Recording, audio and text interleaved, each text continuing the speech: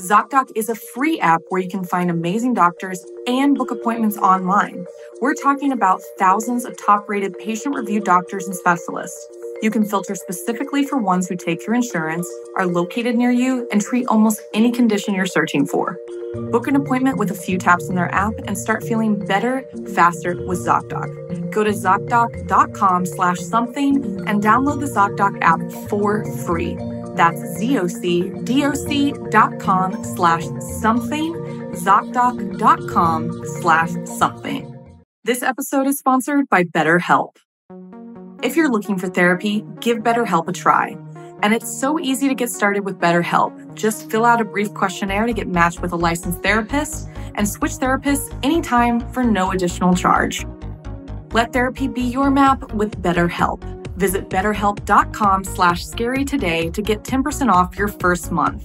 That's help.com/scary.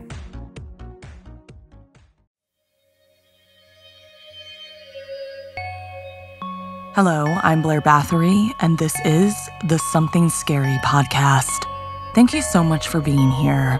Whether this is your first time or you're one of the brave souls who join us every week. How is your October going so far? Have you decorated your house, carved your pumpkin, figured out your costume? Let us know on any of our social media platforms your big plans for this spooky season.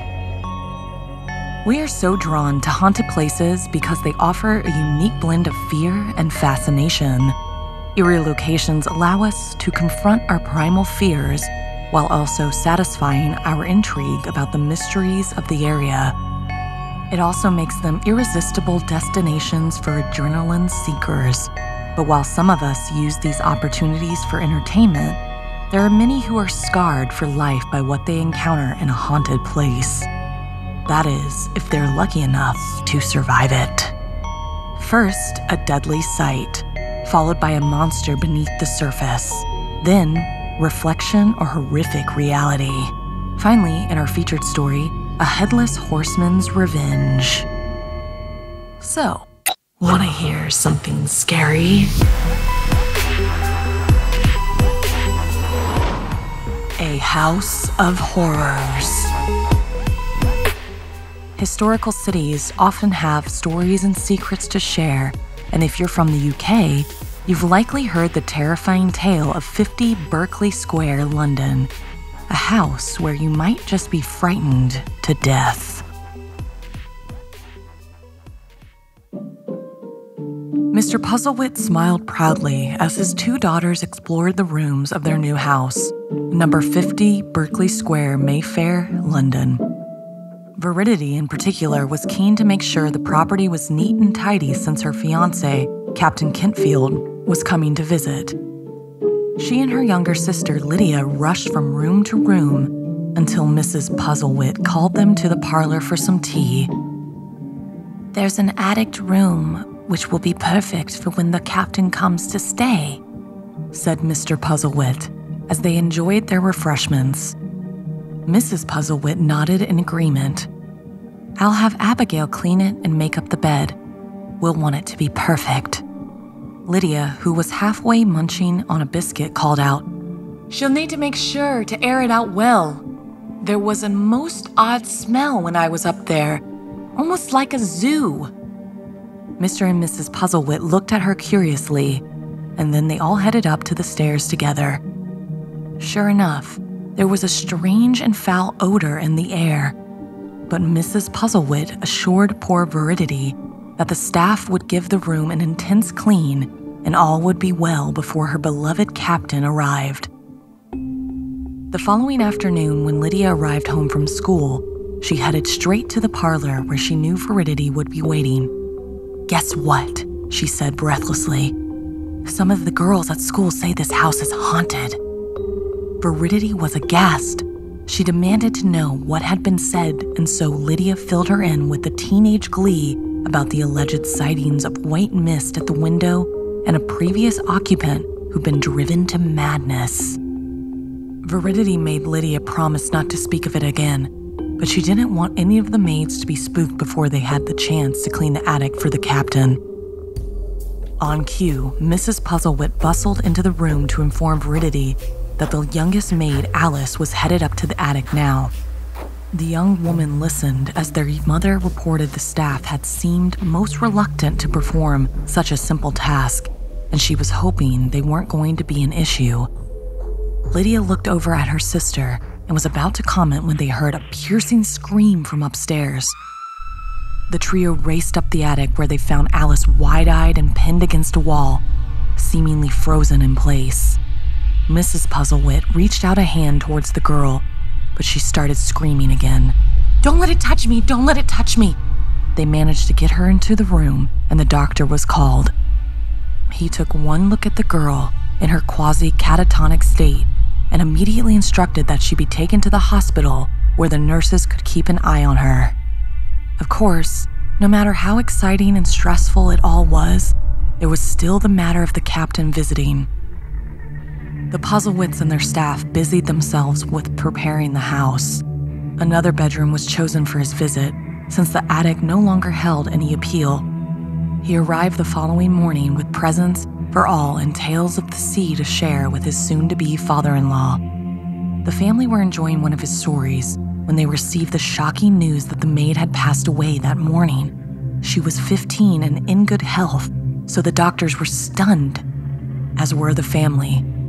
Lydia recounted what had happened to the captain, adding in the part about the alleged hauntings. He immediately declared he would spend the night in the attic and fight off any ghosts with his rifle. Reluctantly, this was agreed upon, along with a caveat. He was to take both a bell and rifle with him. If he were in any trouble at all, he would ring the bell twice. Veridity went to bed that evening filled with worry. She wasn't entirely sure she believed the house was haunted, but something had scared poor Alice so much it had ultimately stopped her heart from beating. She knew her fiancé was a brave man, but she couldn't fall asleep. Soon enough, the bell rang and she raced out of the bed only to find the captain standing on the landing, holding a candle and smiling. "I just wanted to see if you'd come," he teased. "Remember, it's 2 rings of the bell if I am truly in need of assistance." Veridity scolded him and returned to bed. A short while later, she was awoken again by the bell, quickly followed by 2 gunshots. This woke the whole family and they all raced up to the attic to find the captain shaking like a leaf and pointing at a wall. Mr. Puzzlewit took the man to the parlor where they partook of a strong brandy. Captain Kentfield kept muttering that it was coming for him. He claimed he saw something large rush at him, and so he fired the gun twice, but the bullets sailed straight through the thing. Indeed, when he returned to the attic with Mr. Puzzlewit the following morning in the daylight, there were 2 bullets lodged in the wall. Captain Kentfield was lucky. Others before and after him had not been so much. Like Alice.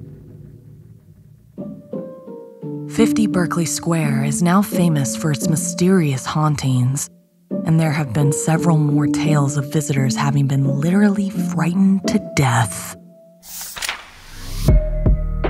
Would you have stayed in a house where someone had allegedly died from fright? Do you have any famous haunted houses in the town where you live?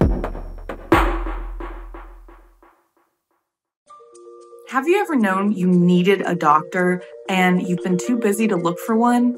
And then suddenly you have to find one that day and you are scrambling to get a recommendation and make an appointment.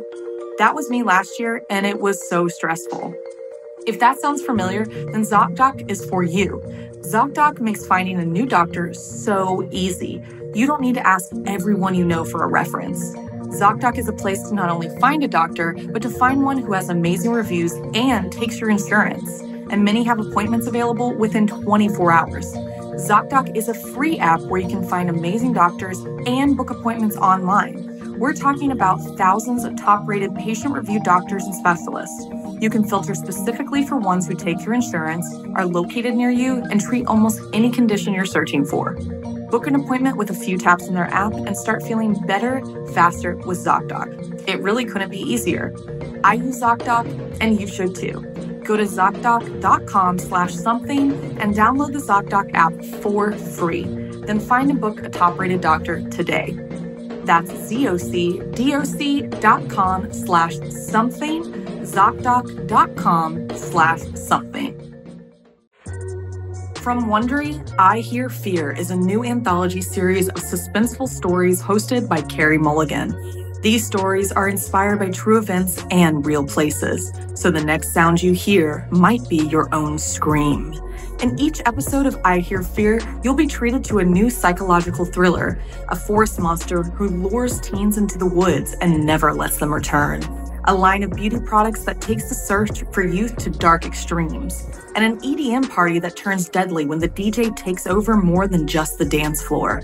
These might sound like urban legends, but I Hear Fear proves that the scariest stories of all are the ones that are true. I Hear Fear will introduce immersive horror and lead you straight into the heart of darkness. Prepare to be taken on a journey into the unknown. Follow I Hear Fear on the Wondery app or wherever you get your podcasts. You can binge all of the episodes of I Hear Fear ad-free right now by joining Wondery Plus. You must be adventurous to go out and discover new places and things, but sometimes there are deadly creatures who are looking to discover you. Like in this story inspired by Melina. Aaron's life consisted of fishing, traveling, and constant moving. His father was a world-renowned fisherman, wanted by every company out there, which meant that the two had to constantly travel all throughout America. Changing schools often made it hard to make friends. Aaron's father had rented an old wooden cabin next to a lake in the outskirts of Washington. Aaron was in his new room, once again unpacking his belongings from boxes. The sun had just set, and Aaron could see its dark orange reflection in the greenish waters of the lake through his bedroom window. Aaron liked his room.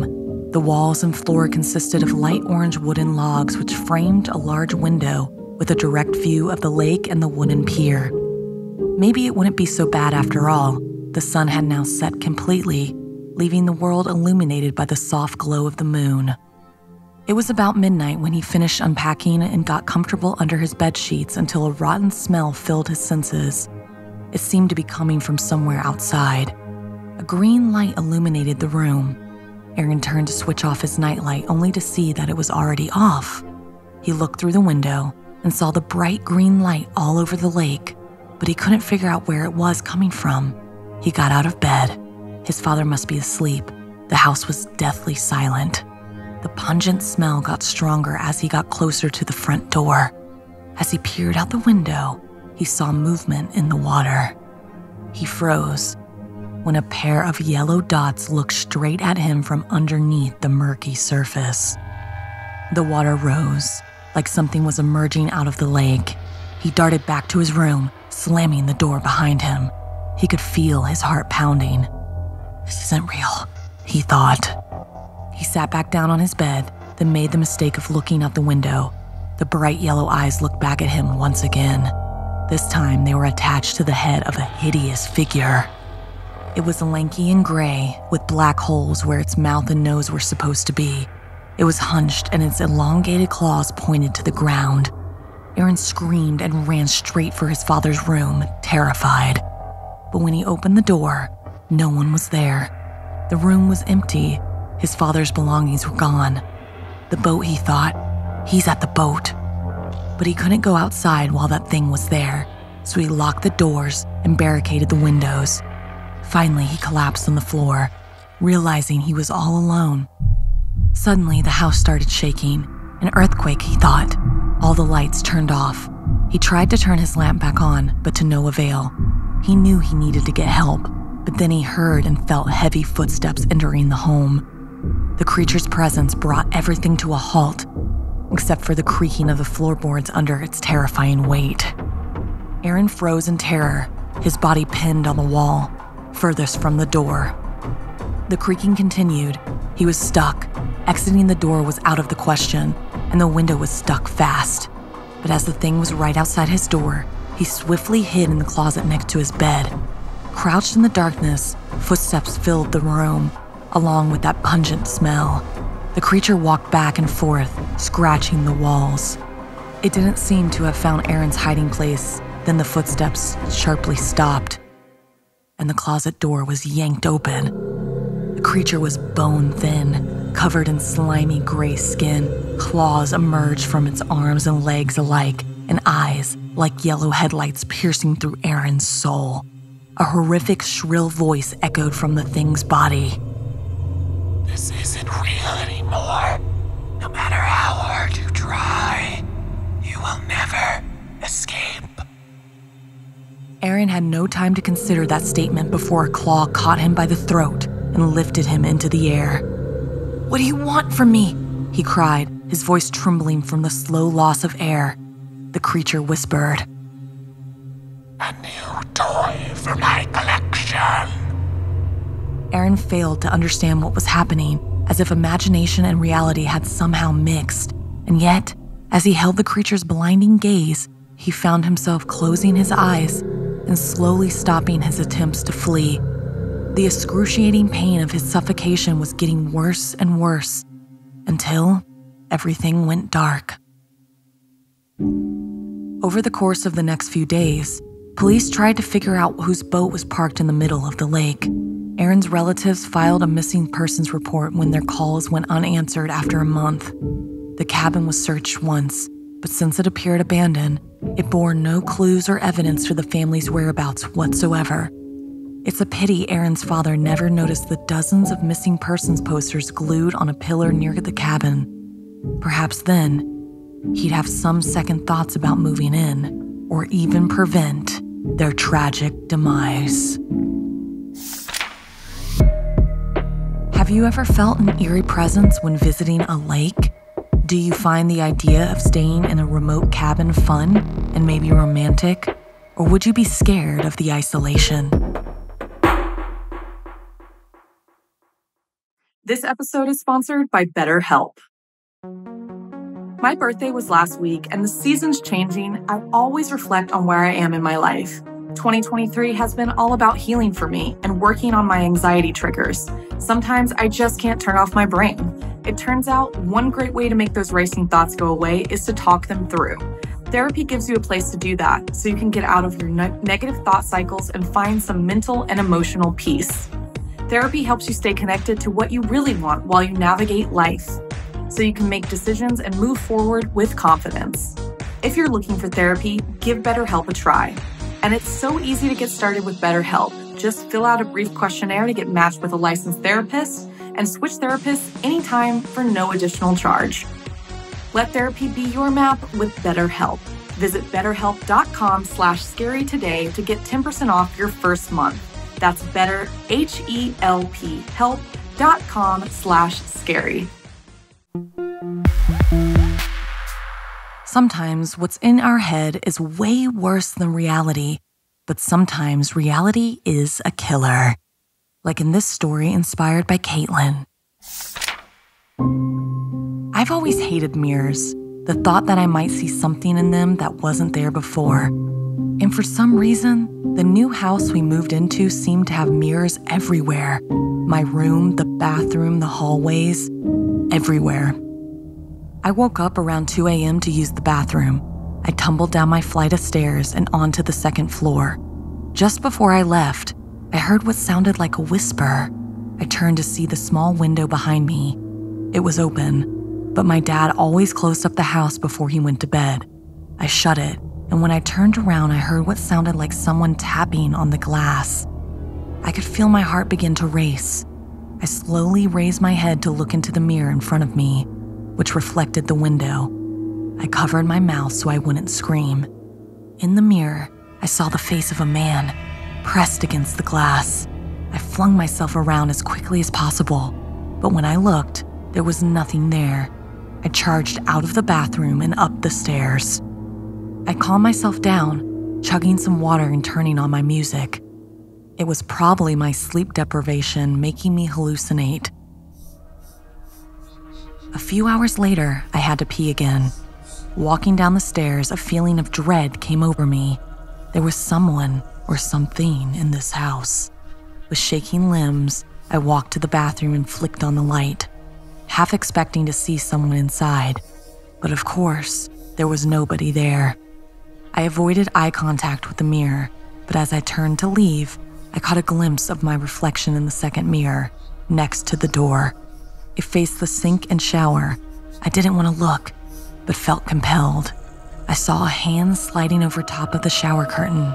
Again, I turned quickly, expecting it to not be there, like before. But to my dismay, I could see the slender fingers making their way over the curtain rod. I couldn't tell if it was real, so I just stood there in horror, watching as another hand appeared. It gripped onto the rod slowly, its bony knuckles turning pale. I slowly began backing up toward the door when both hands let go and disappeared behind the curtain. I stood, breathless, tears in my eyes. After a beat, I ran. I heard the curtain move. I could hear it breathing behind me as I made it to the top step. Without looking back, I flung my door closed and the creature stuck its hand into the room, reaching for me. I tried to push the door, but it would not move. I could hear grunting noises. With one final push, I managed to close the door, crushing the thing's hand in the frame. I quickly locked it and backed away. I watched in terror as the hand began to slip out from the door, landing on the floor in my bedroom. It then stood on its fingers like a spider and started scurrying toward me. I screamed as I looked for anything. I swiped a pair of scissors off my desk and stabbed it into the hand. But the hand kept moving. It was grabbing for me, the hand holding the scissors. At that moment, I could only think of one thing to do. I hastily opened my window and screamed, throwing the hand out. I watched as it fell 3 stories onto my front yard. I closed the window and flopped onto my bed. I couldn't believe what had just happened. But before I could relax, I felt a tinge of pain on my neck. It felt like something was rubbing it. My whole body was telling me not to, but I walked to my vanity and looked at myself in the mirror.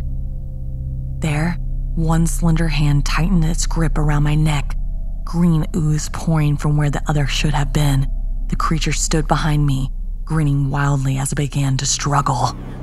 I looked away from the mirror, but it didn't stop. I grabbed my neck, but could not touch the creature. I cried out for help, but my voice barely escaped my own neck.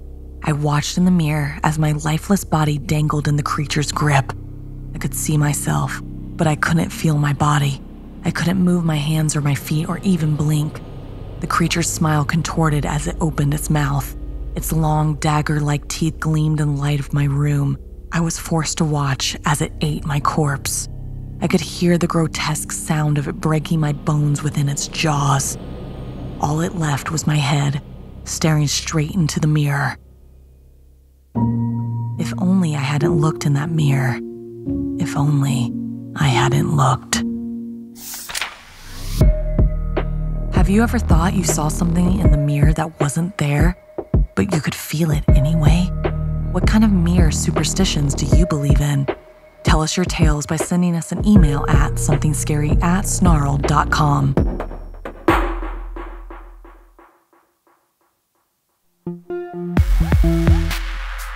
In our final story, join my co-host Stephanie as she tells the tale of the headless horseman, inspired by the legend of Sleepy Hollow and now animated over on youtube.com/snarled. Some stories are just perfect for the spooky season, and some places are seemingly synonymous with Halloween, places like Salem and, of course, Sleepy Hollow. But if you hear the clip-clopping of hooves on a dark night, you better watch your head. The old Dutch church in Sleepy Hollow was ready for Halloween. Its creepy silhouette was illuminated by the flickering glow of jack-o'-lanterns. My classmates and I stood outside listening to the historian, Mr. Hans Mueller. The headless horseman was once a real man, as real as any of us, standing directly where we are now. The historian continued. During the Revolutionary War, a Haitian soldier had been on a horseback when he came under attack. While attempting to escape, a cannonball had blasted his head clean off his body. His horse rode around the village with the lifeless, headless corpse of the soldier still in his saddle for hours before finally collapsing. When word of his death reached Germany, the family had traveled all the way to America to lay their father to rest. And now, Mr. Mueller said, when the air turns crisp and the nights grow dark, the ghost of the headless horseman emerges from its grave and then screams. And out of nowhere, my face was covered in something slimy. I wiped off the pumpkin pulp from my cheek.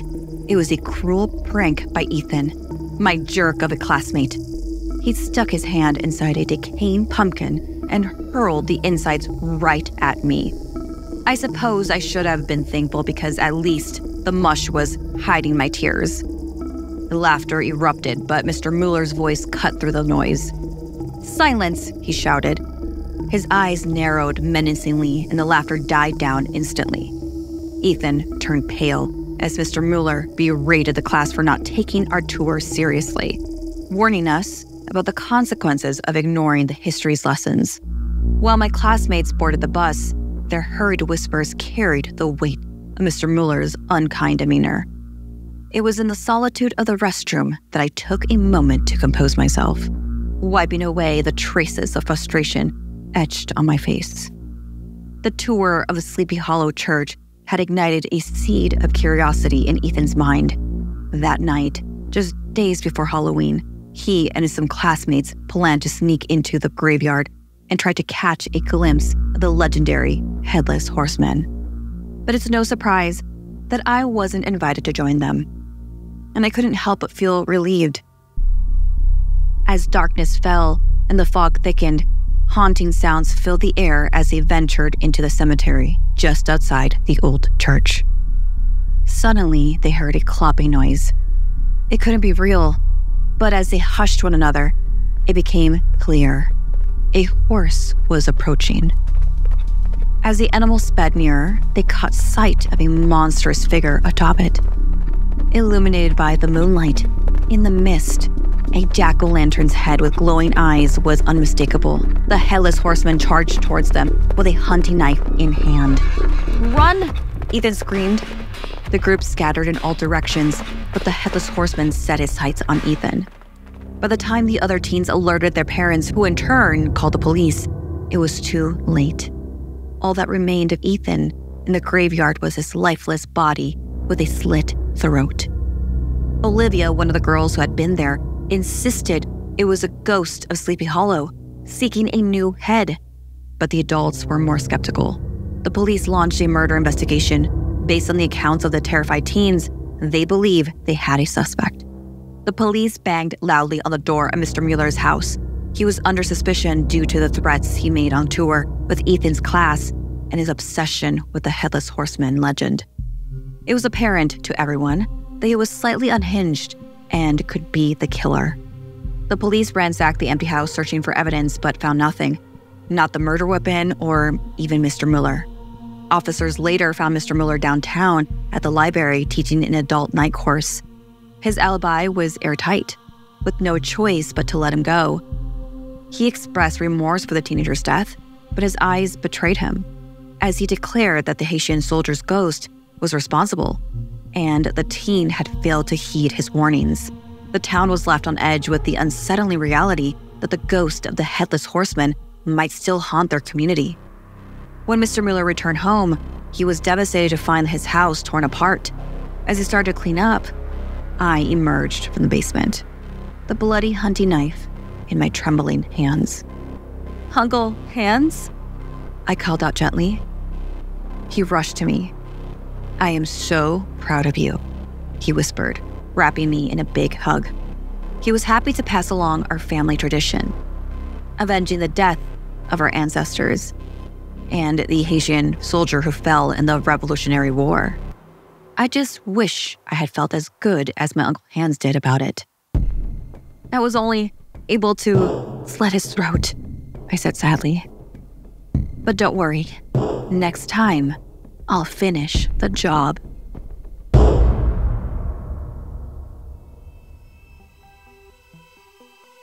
This week's podcast stories were edited by Sarah Lukasiewicz, Janine Pipe, and Stephanie Strange. Narration by Blair Bathory and Stephanie Strange. Audio edited and mixed by Fitz Harris. Additional audio editing by Calvin Linderman. Art and graphics by Irma Richardson. Produced by Anna Villalobos. Executive produced by Gail Gilman. Music by Sapphire Sindalo and Calvin Linderman.